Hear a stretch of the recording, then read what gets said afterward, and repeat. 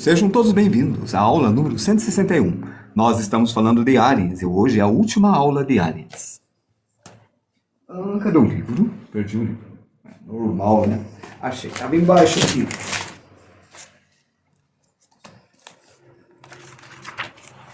E por isto, vamos ver o que acontece na página 243.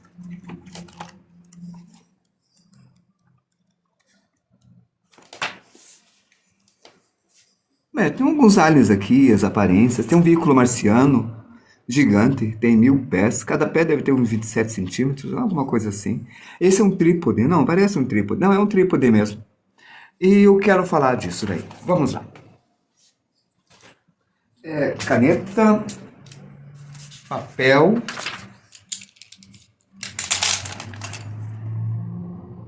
Quando a gente fala de alien, a gente está fazendo uma certa alienação.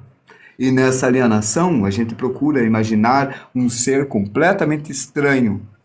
Então, nós temos essa ideia, o estranho, que pode ser assustador ou não. Mas tem que parecer extraterrestre. Por isso, ele precisa ter estas extraterrestre, ótimo, essas características de algo de fora. Boa parte deles que nós vemos na ficção tem forma humana. E existem algumas que têm forma de animais. E quando eles fazem formas de animais, às vezes há uma mistura. Então, existe tipo as quimeras, onde que existe o que nós estudamos como seres fantásticos. Mas nós não estamos satisfeitos, não é verdade? A gente quer criar alguma coisa completamente diferente. A primeira coisa que nós pensamos é que um planeta... Olha, essa é minha unha. Coloquei minha unha na folha de papel. E olha, a unha está na folha de papel. Quero que vocês vejam isso. Agora eu vou circular a folha, viram? Conseguem fazer isso? Duvido que vocês consigam fazer isso. De novo, eu coloco a unha e eu circulo a folha do papel em torno da minha unha. Quando você conseguir fazer isso, segure o lápis como se fosse desenhar, mas não encoste na folha. E gira em torno da unha. Assim, tem que estar a mesa livre, não pode estar nada em volta. Quando você estiver dominando, encoste o lápis ou a caneta no papel. E vocês acabaram de fazer um compasso. Reveja o vídeo, volte e tenta novamente. Siga passo a passo a história da unha, do dedo mínimo, encostando no papel. Aqui é o centro. Combinado? É isso que vocês vão fazer. Ok. O planeta Terra é um pedaço de rocha. E esse pedaço de rocha tem 40 mil quilômetros de circunferência. E ele tem uma superfície coberta por um líquido chamado água, que praticamente é H2O. A sua atmosfera tem nitrogênio, bastante nitrogênio, tem oxigênio e tem alguns elementos. O nosso corpo tem carbono, hidrogênio, nitrogênio e oxigênio. Se eu colocar nessa ordem, vocês decoram melhor, porque parece que eu estou falando chão. A química orgânica tem como base esses 4 elementos. Tem também enxofre e outras coisas. Tá certo? Então, nós temos aqui metanos, alcanos, alcenos, alcinos, alcadienos, núcleos benzênicos. Há muito petróleo que é formado pela putrefação e a maturação durante milhões de anos dos dinossauros e florestas. O caso é que nós somos formados por cadeias orgânicas, que a gente chama assim, que basicamente tem o carbono como principal, tem oxigênio, hidrogênio e nitrogênio. Isso são a base das cadeias orgânicas. Basicamente tudo é isso. Vocês pegam a receita do shampoo, vocês vão ver lá metano, alcano, benzeno, tolueno, E todos esses nomes são nomes químicos das cadeias orgânicas. Beleza. Não existe alguma coisa diferente disto. Só que a tabela periódica tem muitos elementos. Tem mercúrio, tem ouro, tem tungstênio, tem outros elementos que aqui não é tão rico assim. Nosso planeta é rico nisto. Então a gente acha que um planeta, para conseguir ter vida, ela tem que ter esses elementos. Ela tem que ter oxigênio, ela tem que ter hidrogênio, ela tem que ter nitrogênio e ela tem que ter carbono. Existe um planeta, que é o segundo planeta do sistema solar, é o planeta mais perto da gente. É praticamente o nosso vizinho. Quer dizer, parte do ano ele está perto, parte do ano ele está distante, porque está do outro lado do Sol, né? O nome dele é Vênus. Durante muito tempo a ficção científica dava vida para Vênus, porque Vênus é quase o tamanho da Terra, é só um pouquinho menor, ele é o mais perto de nós, em um mês de viagem, numa nave, num foguete normal que nós conseguimos fazer, a gente chega lá, e ele tem a atmosfera. E ele tem os elementos carbônicos. Só que lá tem chuva de ácido sulfúrico. E ácido sulfúrico tem uma coisa chamada enxofre em demasia. O enxofre pode ser nosso amigo, mas não é muito nosso amigo. O ácido sulfúrico corrói qualquer coisa. A gente não ia durar lá. Eles têm lá uma temperatura muito quente, acima de 270 graus Celsius. E pode ficar mais quente ainda. A pressão de lá é umas 3 ou 4 atmosferas. Significa que seria como se estivesse mergulhando no fundo do mar. E, além das tempestades, as nuvens, o calor e a chuva de ácido sulfúrico que é constante, vocês nunca veem o sol lá. Luan, eu comecei agora. Por isso, eu quero que vocês imaginem como que seria um ser vivo que conseguiria sobreviver com ácido sulfúrico. E esse é o caminho de inverso para a criação do nosso ser. Aí nós vamos pensar o seguinte. Primeira coisa. Ó, o painel drama, estava vendo novelinha chinesa ali. Bom, cadê aqui, ó? Eu vou usar a inteligência artificial que eu mais gosto. Existe algum tipo de ser vivo que possa sobreviver num ambiente de ácido sulfúrico? Num. E se não existir, você consegue imaginar como seria a composição desse ser? É uma boa pergunta. Então, é isso, ó. Ácido sulfúrico, lembra que eu falei Chon, né? Carbono, hidrogênio, nitrogênio e oxigênio. Agora nós estamos falando de um ser que a base é H2SOH. Então você tem hidrogênio, enxofre e oxigênio. Olha, existe um ser chamado, acho que é o Picrophilus sulfuric.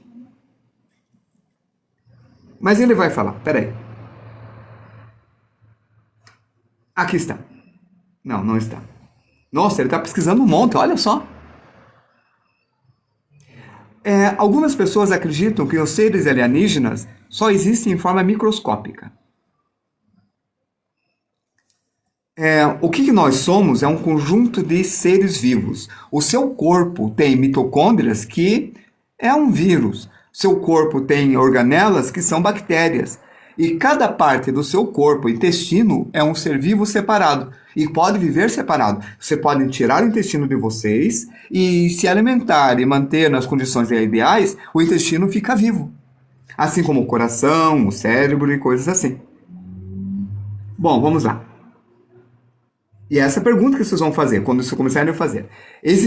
São micro-organismos tremófilos acidófilos. A sua existência é uma prova impressionante da adaptabilidade da vida. Aqui tem os principais e como eles conseguem sobreviver. A campeã da acidez é aquele que eu falei, o Picrophilus. O nome é Picrophilus. Só que eles são unicelulares. A gente não quer só unicelulares, a gente quer pluricelulares. A gente quer um ser um pouco maior para ser mais divertido e para a gente começar a brincar, não é? O outro é o Mestre do Ferro. Ó, que nome legal, Mestre do Ferro. É o Ferro Plasma Acidifilum. Ele se alimenta de ferro. Ele usa ferro como forma de energia. Ele foi descoberto nas minas da Rússia. O outro é o Arqueas, do gênero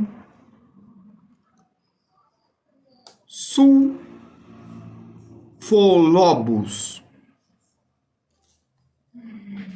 Bom, para viver, esses seres vivem num banho de ácido mesmo, né? Então ele está lá no Vênus, vamos dizer que ele está no Vênus, vivendo lá. Já estou começando a imaginar. As suas membranas são formadas por lipídios. E lipídios é uma camada de gordura que tem na nossa célula, certo? Mas elas têm umas ligações especiais, que ao invés de ter ésteres, eles têm éteres.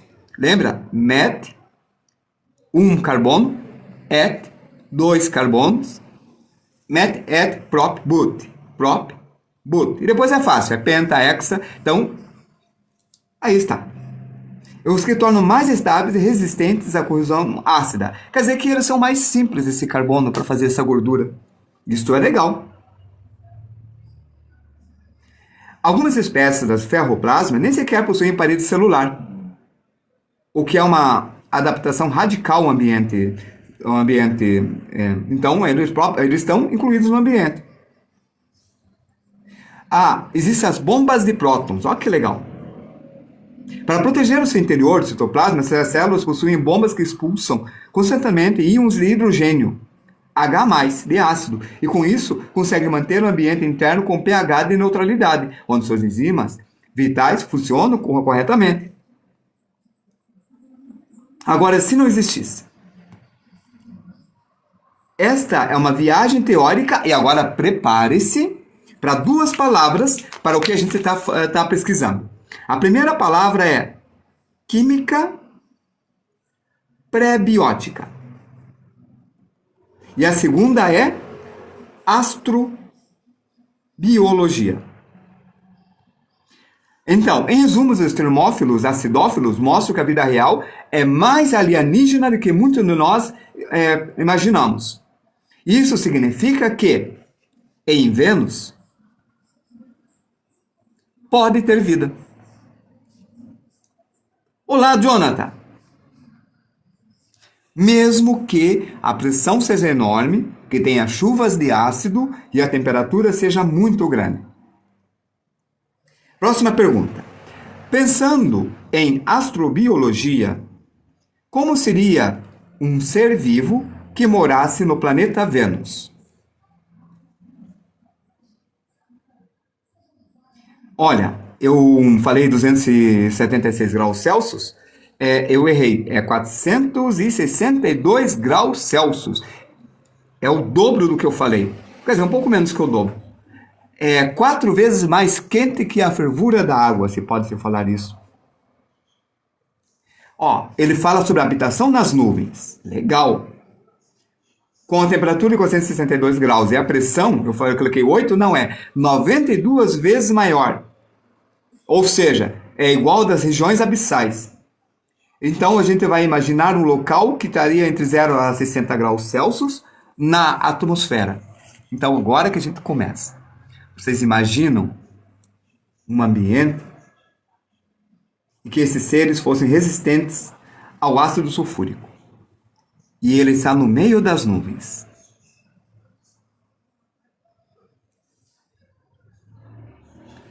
Oi, Jonathan. A base da célula que a gente colocou aqui tem enxofre nela, sim. Sim. A gente pesquisou algumas seres.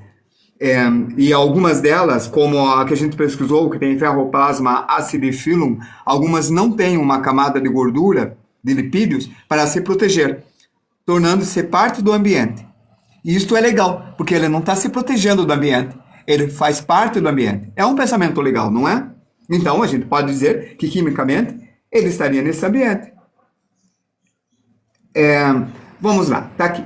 Para ela poder voar, ela teria que ser bem leve, mas eu quero uma criatura que não seja, seja pesada. Então, o que eu faço? Eu imagino ela aqui, ó. Ela vai ter que ter bolsões de gás. Algum gás que voe. Qual? A resposta mais rápida é hidrogênio. Ela pode ter hidrogênio. Bolotas de hidrogênio. Beleza. E ela tem que comer alguma coisa.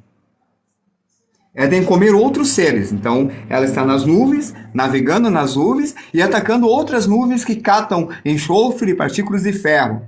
Então, tem que inventar um outro ser. Mas primeiro eu quero inventar isso daqui. Eu vou fazer uma raia. Já estou colocando um ser da Terra. Mas não vou colocar caudas. Eu vou colocar aqui, ó, as bolotas. Um monte. Como se fossem bolhas na pele dele. E essas bolhas estão cheias de hidrogênio. De gás de hidrogênio. Boa noite, Neiki. E embaixo dela, ela vai capturar os outros bichos. E eu tenho que inventar algum sistema de captura muito interessante. A primeira coisa que eu penso são seres marinhos, ciliados, tipo a vela, que ficam navegando com aquelas coisas embaixo delas e as neurotoxinas que elas capturam. Só que está muito na cara. Na criatividade, a primeira ideia, vocês descartam. A segunda ideia, podem até pensar. A terceira ideia é a mais criativa. Então, a primeira ideia é um cabelo embaixo. Já esqueço, não quero mais. A segunda ideia poderia ser uma espécie de aspirador. Aí está. Ela poderia estar em volta, ó, eu faço 2 aqui, ó, 2. Eu faço um aspirador.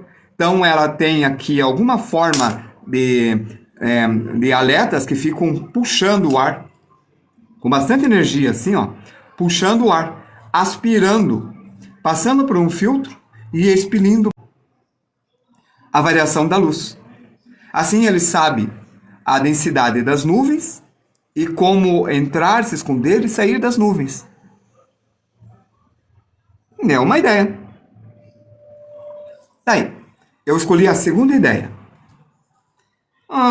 E se fosse outro jeito de ele comer? E se fosse fagocitose? Poderia ser. Mas eu acho que tá bom assim. Vou colocar meu ser aqui. Meio em forma de raia. A boca dela. Eu fiz duas asas. E ela tem um monte de verrugas gigantes. E existem vários seres pequenos voando por aqui. Ela se alimenta desses seres, conseguindo combustível para ela viver. E ela tem base de enxofre. Esta que é a ideia. Bom, como é o nome do documentário que imaginou uma sonda chegando em Alpha Centaurus e descobrindo vida em seus planetas. Ponto.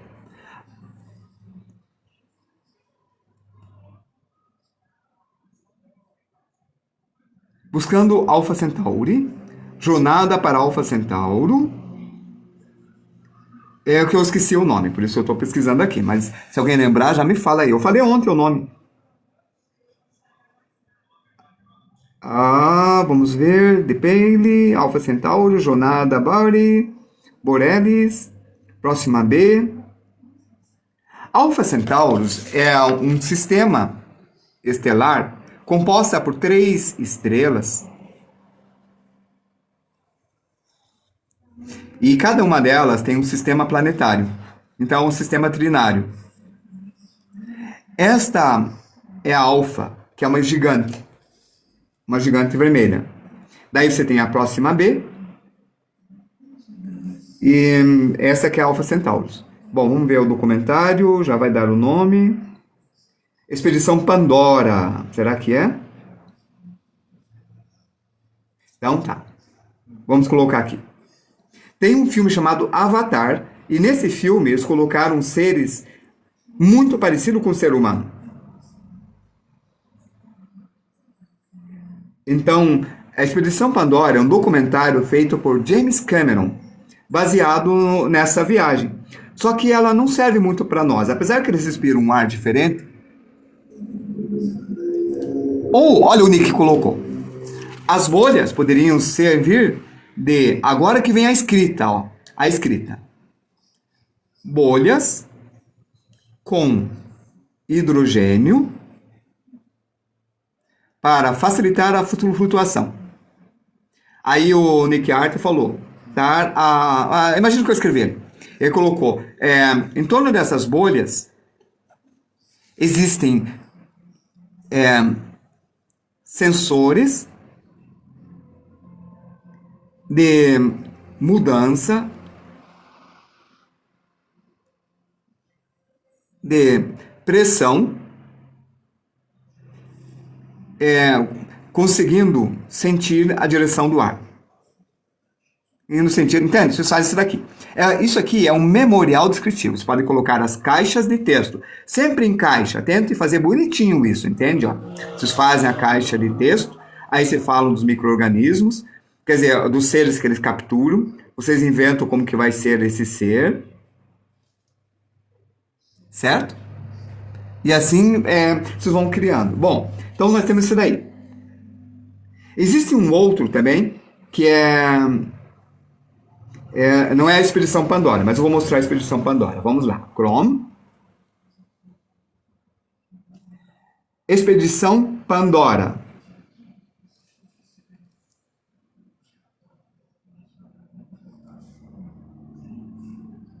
Aqui está. Que mostra como que é a vida, o ciclo, e começa a explorar bastante. Então, é uma que vocês vão pesquisar para dar uma olhada, para ter ideia dos planetas. É bem interessante. Eu não vou rodar, porque senão eu posso perder aqui a transmissão por causa da lei dos direitos autorais. Olha que bacana. Vocês conseguem assistir esse daqui, uns videozinhos curtinhos, as aves. Como eu disse, isso aqui é problemático porque é muito baseado na vida daqui.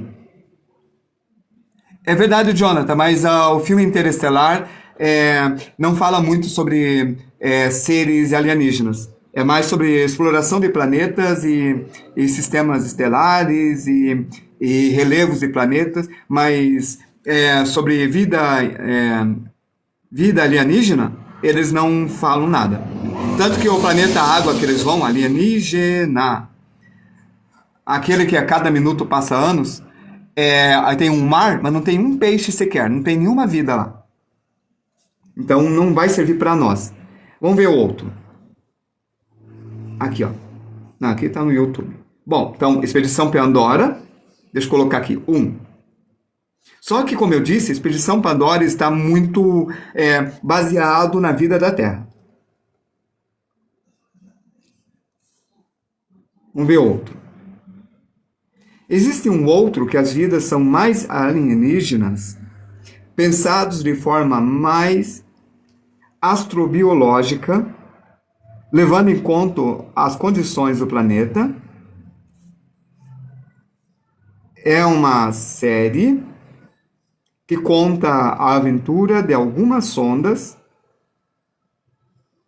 enviadas para a Terra. Pronto. Vamos lá. Então, a Expedição Pandora, já falei. Alien Planet. Beleza, vamos lá. Essa que eu comentei na aula passada. Alien Planet.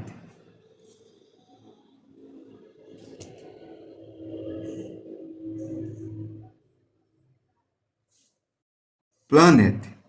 E já foi para o Alien do... Aqui. Agora sim. Esse daqui que eu comentei. Cada um desses seres pensado... É um documentário, né? Ó, pensado ao contrário. Como a gente fez aqui. Exatamente como a gente fez. Você pega isso daqui e você pensa o ser, Aí você coloca uma linha de ideias, você discute as ideias, e aí você faz o design do ser. Por exemplo, esse ser aqui que a gente criou, vamos dizer que está em Vênus, né? Eu vou elaborar melhor agora ele. E aí vai o design. Lembra que ontem eu mostrei o meu sketch de alienígenas que eu estava fazendo? Lembram? Então eu começo a elaborar melhor. Eu acho que eu vou fazer em forma de fuso. E eu acho que eu vou colocar 2 propulsores como se fosse uma nave espacial. Mas não é uma nave espacial, mas seria como? Então, a gente vindo da Terra, a gente vai imaginar que é uma nave. Tem dica para alguém que não sabe se vai seguir profissão CLT remoto, exemplo, curso técnico ou gradual? Deixa eu ver que horas são. 20h31. Vou acelerar aqui a aula para dar a dica, tá bom? Web animação. Vocês conseguem esperar? Quando eu perguntar web animação, você está aí ainda? Aí a gente vai conversar, tá bom? Combinado? Falei, combinado. Enquanto você fala combinado, eu vou acelerando. Olha. Beleza. Esse daqui é na Terra. Lembra que a gente estudou dragões? Eu fiz um grupo de crianças que estão presas. E elas vão começar a ser libertadas. Então aqui eu desenhei esta chave que acabou de romper o cadeado. Então elas vão ser libertadas. Bem aqui, tem um bicho nesse espelho. Olha para ele. Ele tem um certo número de olhos. É tipo um dragão. Um dragão sem pernas, sem asas. Olha aqui uma das tentáculos dela. E veja, no reflexo mostra que ela tem um olho. Ao mesmo tempo que ela consegue absorver pelo lateral dos olhos, ela consegue ver o que está comendo no momento que está comendo. É como se fosse uma língua que vê.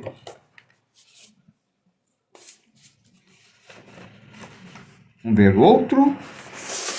Lembra que eu mostrei um ser que eu estava desenhando, que eu mostrei a aula passada? Vamos ver lá. Que eu mostrei de frente, lateral. Olha a arte em guache dele. Já na nave, que eu tinha mostrado, né? E os sensores, ele já está funcionando.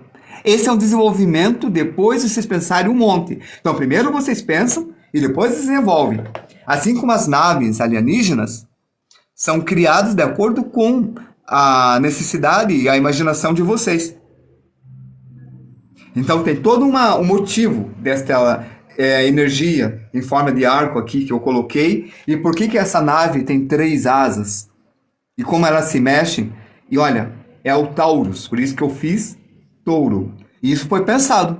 Foi muito pensado. Primeira ideia jogada fora, segunda ideia jogada fora, terceira ideia, vai. Essa que é a ideia.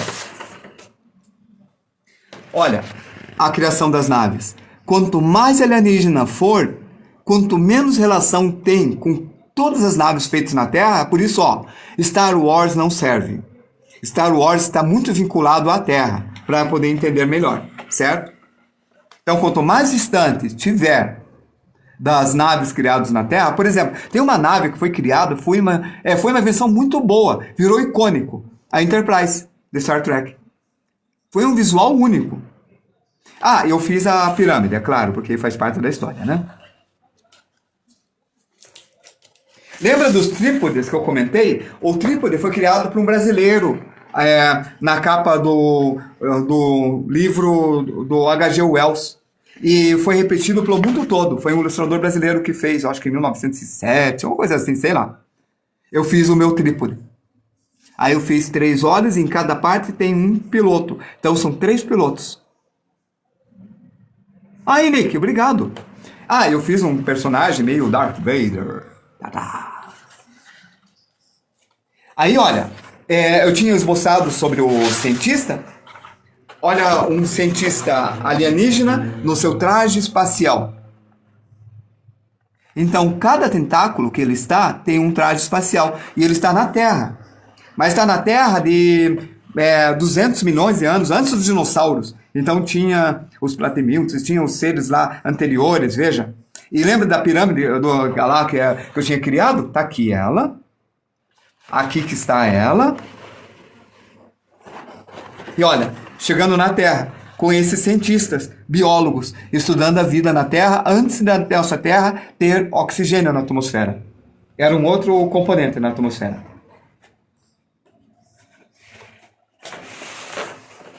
Sabe os Nefilins ou Leviatãs? Eu mostrei o desenho que eu fiz deles, né? Agora veja a arte sendo executada aqui, ó. Este é um Nefilim e esse é um Leviatã.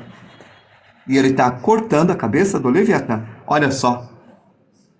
O alcachofra.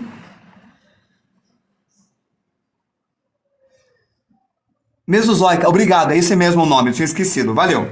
Você sempre me ajudando. Olha, um alien bípede com membros, 5 dedos, igual ao humano. Igual o James Cameron sugeriu. Foi James Cameron? Acho que foi. Na história do alien, que os engenheiros tinham formas humanas. Mas eu criei o meu estilo aqui, ó, de traço de formas humanas. Ele se acidentou no planeta. Mas esse já não é na Era Mesozoica, já é um período um pouco antes do Jurássico. Então estão os dinossauros aí. Fugindo da luta dos colossos gigantões. Olha um pescoçudo perto, né? Então, vocês utilizam disso. Lembra que eu criei aquele ser também, meio parecido com lagosta, que era o piloto, era o chefe lá da nave? Tá aqui ele, dentro da bola de futebol, o C-600, comandando. E aqui tem um monte de criaturas genéticas criadas para servir de inspiração para a criação do novo criatura. E claro, eu fiz chifre de Capricórnio, porque o nome dessa obra é Capricórnio. É nesse momento que é explodido um dos planetas, que depois de Marte, entre Marte e Júpiter, que forma o cinturão das asteroides. Nessa história, ele explodiu por um acidente de um salto hiperespacial. Então, foi um acidente de viagem que fez com que o 5º planeta do nosso sistema solar explodisse e virasse o cinturão de asteroides. E vão viajando na cabeça de vocês. E é isso. Bom, gente, vamos lá. A questão da pergunta. CLT ou não? A resposta rápida e clara é: você está aí?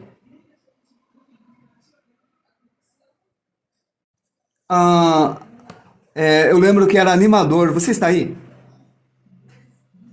Web animação? Ah, ótimo. Deixa eu pegar o livro. Primeiro, você precisa de experiência. Isto é inegável. E você tem que ter experiência de mercado e de modo operandi. Toda vez que você faz um estágio, você aprende. Aprende como tratar cliente, visita. Você aprende como o pessoal funciona. Então seria como estágio. Todas as pessoas, quando forem te contratar, com muita rara exceção, te contratam como estágio e prometem te efetivar depois. Isso é mentira. Eles não vão te efetivar no início, não vão.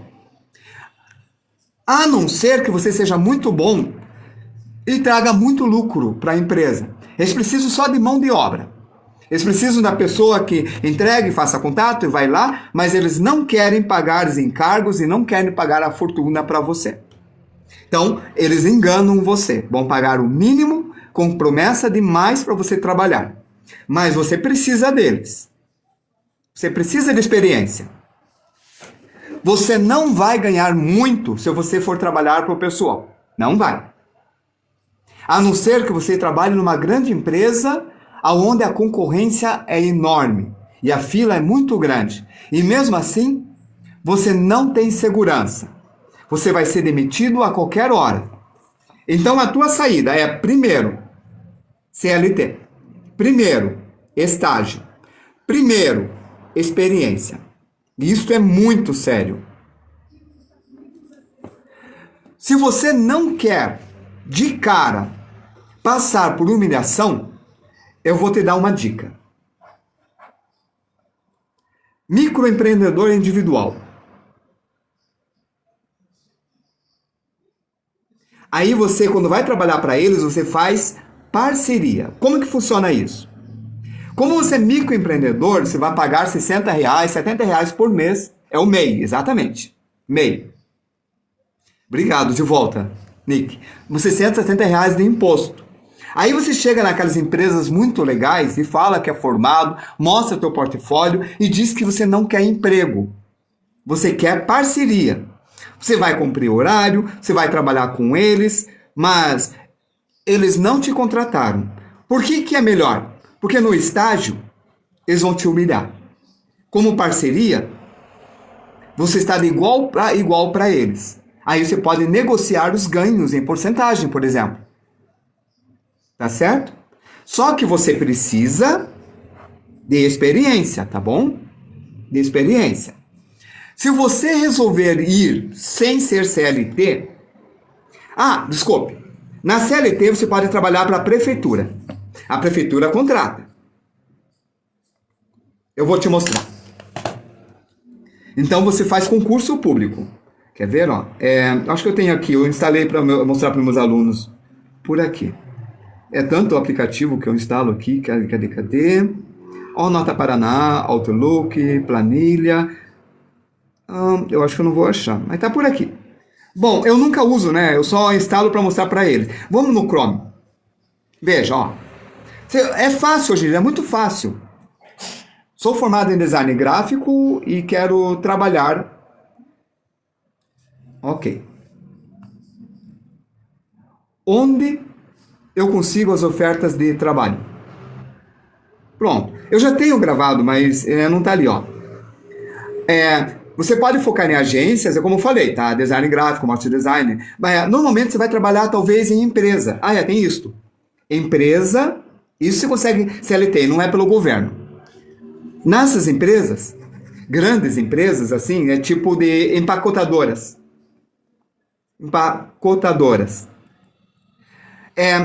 Eles imprimem milhões de cópias com máquinas que imprimem 4 cores. Então eles têm um setor de designer pequenininho, onde tem um pessoal no computador lá ajustando as letras, na indústria da farmácia e tudo. Mas essas embalagens, empresa de embalagens, faz para todo mundo. Então eles precisam de embalagens, eles precisam desse pessoal. Aí você, web animação, também você faz o site do pessoal. Então nesses lugares tem trabalho, é indústria. Isso é CLT, se você quiser. Você está preso na indústria como qualquer outra pessoa. Você vai ganhar um pouquinho mais do que o cara que fica na esteira. Pouco mais, tá? Você vai cansar um pouco menos. Olha, o Nick Art, ele fez uma espécie de parceria, pelo jeito. Ele não foi contratado. Ele nunca trabalhou registrado, ele pediu uma oportunidade para dar aula e crescer junto com o pessoal lá da escola que ele mostrou para mim. E foi muito legal isso. E deu certo. Dá certo também. Escuta isso que ele falou aí. Bom, eu falei do portfólio, tá? Isso é essencial, cara. Você tem que ter teu portfólio. Quando eu falei aqui MEI, é para você trabalhar como parceria e como freelancer. Mas já chego lá. CLT, agências gráficas e empresas, vagas presenciais ou híbridas, que você pode trabalhar em casa. O freelancer, você vai no Orkana. É ótimo, você vai encontrar tudo aqui. Eu falei do governo, né? E como conseguir esse trabalho pelo governo? Escreveu aí, conseguir trabalho pelo governo. Vamos ver. Trabalhar design gráfico no governo é uma excelente opção de estabilidade. Aí, como eu falei, olha só. Concurso público. Onde costuma abrir vagas? Na Universidade Federal do Paraná, porque eu estou no Paraná. Daí você vê a tua região. Então, você vai ter que desenhar, além de design editorial e fechamento de identidade visual, para trabalhar na faculdade de forma governamental. Você vai ter que fazer prova de língua portuguesa, raciocínio lógico, direito administrativo, então vai ter que estudar, fazer curso, como é comum nos cursos. Então, CLT vai ter que fazer esses cursos. Tá certo? Processo seletivo simplificados, editais de projetos, ou no Habitat, prestação de serviço, freelancer. O governo abre um edital de contratação no edital do IFAM, para o perfil de design gráfico, para demandas pontuais. Formalização. Com a atividade de design gráfico, não é permitida no MEI, por ser uma profissão intelectual. Deixa eu falar disso. Eu tenho MEI. Eu tenho. E como MEI, eu sou registrado como professor, fotógrafo submarino, editor, ou seja, quando você você registra como MEI, você não se registra como você não se registra como designer. Aí, se você fizer a parceria com o governo, infelizmente não vai poder usar o MEI para ser designer, tá? Você vai ter que abrir um ME para fazer essas parcerias.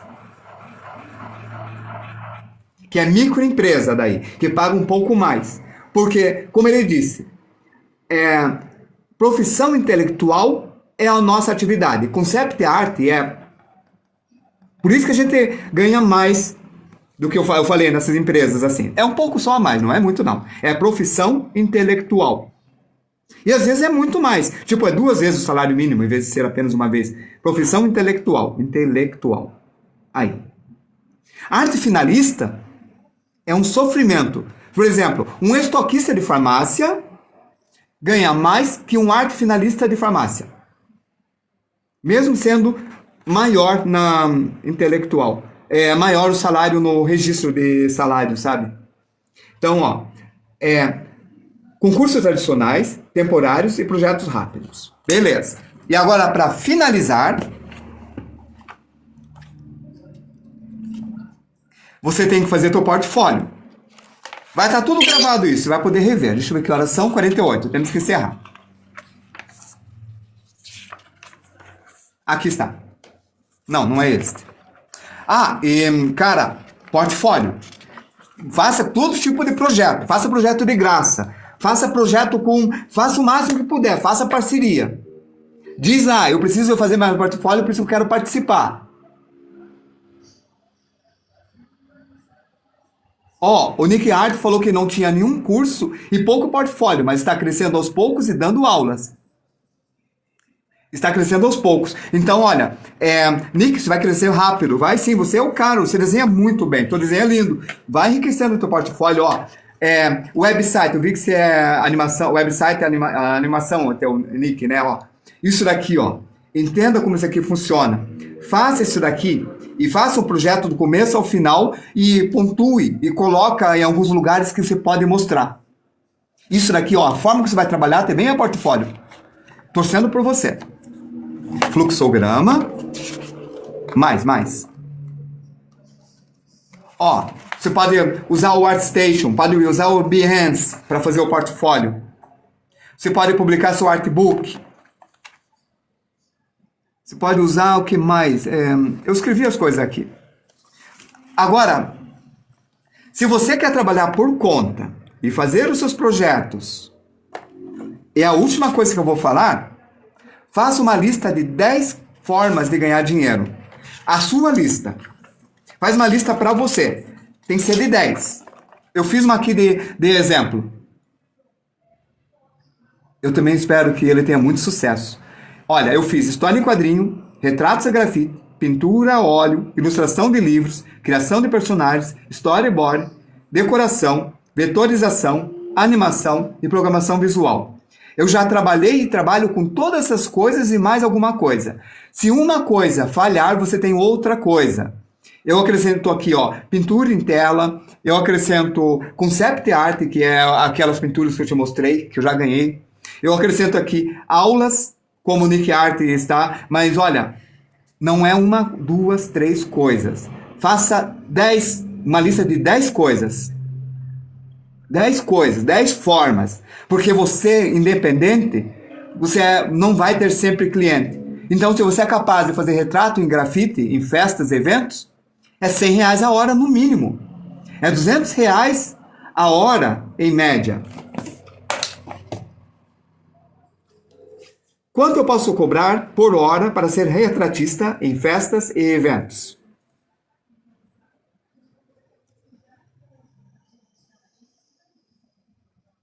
O valor médio para cobrar por hora como retratista em eventos varia entre R$150 a R$400. E se você desenhar bonito, ver as aulas que eu dei, as dicas que eu dei para você acelerar, fazer em 3 minutos e 20 segundos cada retrato, você está preparado.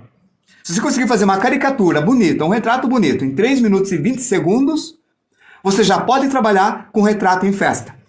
E você não vai passar fome.